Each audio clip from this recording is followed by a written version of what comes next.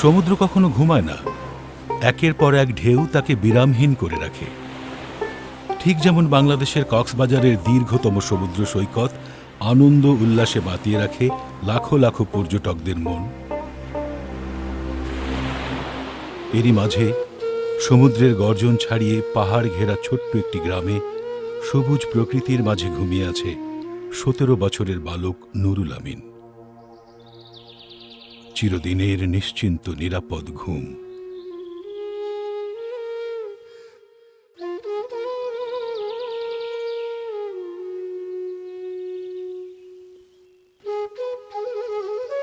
ওনার উৎস ছিল শুধু আমার খালো একটা বৃদ্ধ, ওনার উৎস ছিল শুধু সে ছেলেটা। এই দুর্যোগের সময় উনি ওই কুসুমের আঘাত উনি ইন্তেকাল হয়েছে, ওনার জন্য আমি পড়েছি। আমার কাল তো ছেলেটা আমার ভাতিজার জন্য আপনারা সবাই জান্নাতে যাওয়ার জন্য দোয়া করবেন। জীবন বড়ই অদ্ভুত, সময়ের কাছে তাকে হার মানতেই হয়।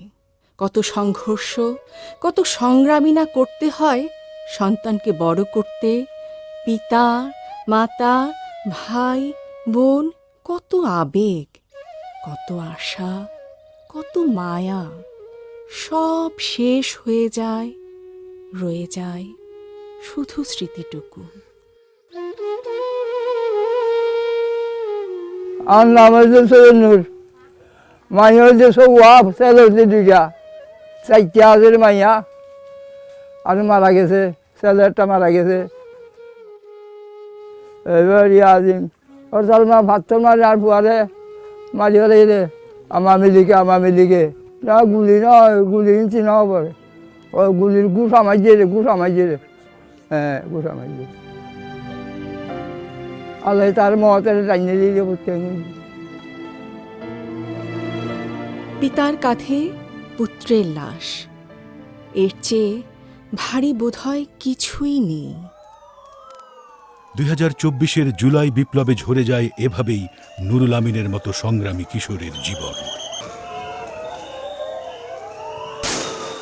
22 জুলাই আমার ভাই নুরুল আমিন আহত হয়েছিল মুরাদপুর, চট্টগ্রাম মুরাদপুরে আন্দোলনে যাওয়ার সময়। আন্দোলনের জন্য উনি হাসপাতাল ঢুকতে পারে নাই বইয়ের কারণে, উনি তো রক্তাক্ত হয়ে গেছে, লড়তে পারে নাই। আমার পরিবারের সদস্য আছে 6 জন, 6 বোন 2 ভাই। এখন আমার ভাই মৃত্যুবরণ করার পরে আমি একা হয়ে গেছি। এখন আমাদের চলার পথে বড় অসহায় পড়ে গেছি। আমরা এখানে মামলা করার জন্য গেছিলাম, বিচারটা মামলাটা নিয়ে নাই।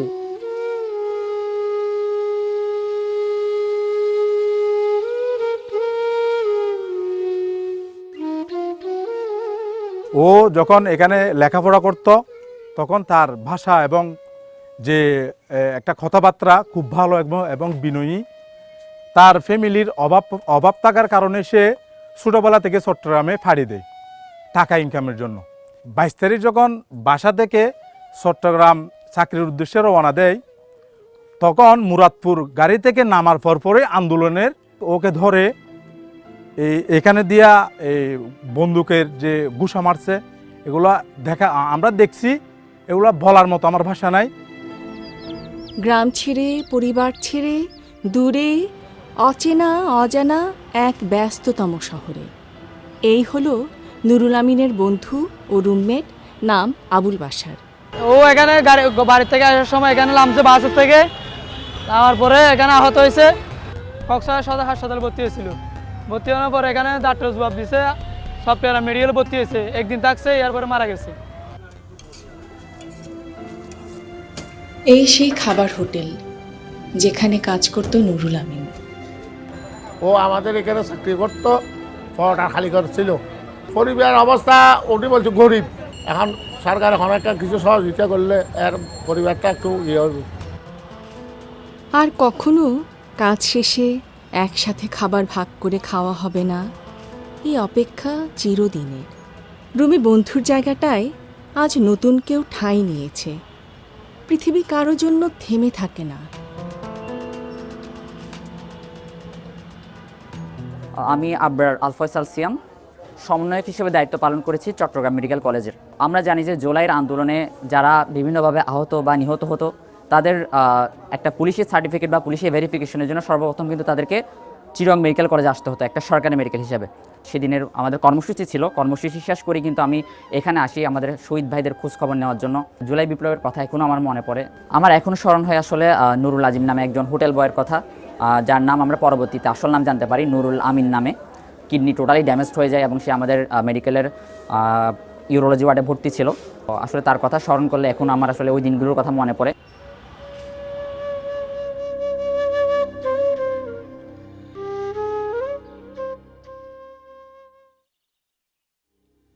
আমরা যে আমাদের যে সহযোদ্ধাগুলো হারিয়েছি, আমরা ভারাক্রান্ত হৃদয় নিয়ে আমরা তাদের পরিবারকে আমরা অনেক সান্ত্বনা দেওয়ার চেষ্টা করতেছি। আমরা আদৌ তাদেরকে সেই সান্ত্বনাটুকু দিতে পারতেছি না। তারা দেশের জন্য রক্ত দিয়েছে, তারা দেশের জন্য জীবন দিয়েছে। যারা গণহত্যাকারী তাদেরকে অতি দ্রুত আইনের আওতায় এনে এবং দৃষ্টান্তমূলক শাস্তি দেওয়া আমরা এটা দাবি করি। আর কেউ ডাকবে না আব্বু বলে। কোথায় যেন হারিয়ে গেল ভাইয়ের কাঁধে কাঁধ মিলিয়ে হেঁটে চলা। তার বোন আজও তার পথ চেয়ে বসে থাকে, যদি একবার তার ভাই ফিরে আসে। আনি ওরে এটা তো আনি না আবার আর ভাইয়ের ইন্তু দহন করে ফেলাই। আর ভাই কত নেই তো হনদিন ও বুয়া যার গিয়ে হইব দে হনদিন বুয়া না যারে না হইব দেখে যাইব যোগ ও বুয়া ঘর তো যার গিয়ে আল্লাহকে দোয়া করি। আর ভাই এই ফাঁসুট গড়াইতে আসে দিবি যাইব বললে মা মরণের পরে বেশি কষ্ট করে ফালি দে বুঝি ভাই বোনই নাই, বেশি কষ্ট করে ফালি। আর বাবা অর্ধঙ্গ গরিব মানুষ কিছু আঙ্গরি না পারে। আর স্বামী লই আইলে ফালি দে ভাই বোনই বেকিন রাইত আইলে বালিশ পুরি যার গে চোখের বানিয়ে ভাই আল্লাহ। আর ওনারা তারা আর ভাইয়ের বিচার গান চাইন দে। আর বাপ্পা যে নাকি চলি পারে ভাত আর আয়ের দু চাইন দে। এভাবেই জুলাই বিপ্লবে হারিয়ে গেল কক্সবাজারের ঈদগাহের নুরুল আমিনের জীবন আলো। শহীদ নুরুল আমিনের রক্ত ঋণে চিরজাগরুক থাকবে জুলাই বিপ্লব।